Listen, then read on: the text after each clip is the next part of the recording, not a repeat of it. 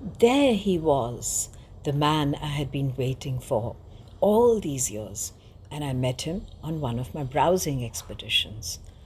I love old men of all ages and all shades. Let me make it clear to some of you before you go off on a tangent. Not real old men, but images of them. When I went to Montmartre, I picked up a watercolor painting of a Parisian tramp, jolly, pleasure loving, and carefree. Always brings a twinkle to my eyes. When I was in Madrid, instead of the bullfighter, I bought a fine etching of an old man, thoughtfully surveying his surroundings with the wisdom of generations. And a trip to Hong Kong had to be completed with my find of the laughing Buddha. Who else can be happier than the toothless, chubby old man who can automatically make you smile infectiously? But this man was different, not so attainable.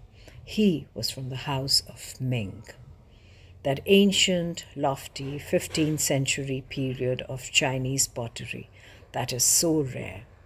And he was a man of substance, well built, powerful, with stretched eyebrows and a frowning forehead with the knowing, majestic look of his time, wearing flowing red robes and bent forwards with one hand crossing his chest and holding a fan and the other arm resting on his waist. He exuded power. He came from a powerful clan with a history of at least 5 centuries. I was so drawn to him that I felt mesmerized and stood there in respectful silence studying him.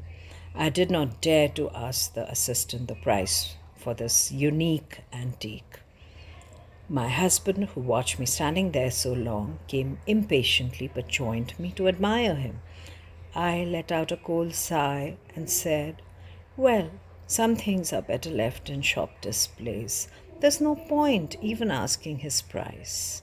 And we came back home. I still thought of the strong, intense old man, and a few months later, when I visited the shop, I asked the shop assistant whether he was gone, and he said, yes, he was sold months ago. Not that I was going to get him, I thought. Nevertheless, there was a stab of disappointment and a strange feeling of deprivation. So life went on with no further thoughts of the man. 6 months later, on the eve of my birthday, just when I was fast asleep at midnight, suddenly the lights turned on and I was woken up by my husband and my children. "Happy birthday," they sang in unison, and I wonder what made them wake me up so early rather than greet me in the morning with all their presents and cards and the lovely bed tea on a tray, which is such a birthday treat. They came to me with this fat, heavy package, too large for a normal gift pack sheet.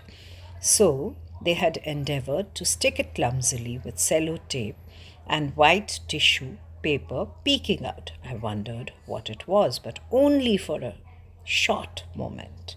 As I felt the form, there was immediate recognition. "Vibhaka, it can't be the old man, could it?" My husband's smile said it all. There he was, the Ming man, lying in my lap, looking forbiddingly at me, as if to say that his place was not there, but standing tall in full regalia. I was so thrilled that I kept saying thank you with a childish delight at having got my favorite toy.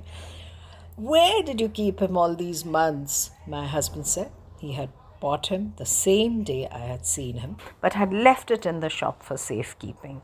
I can tell you that there has never been a more thrilling present than our Ming senior. He stands in solitary splendor in a handsome teak case befitting his personality. I doubt that he will ever merge with his surroundings, but I have no doubt that no matter wherever he'll go with us, he will hold his own, and we will always be in awe of his venerable old age, as we should be.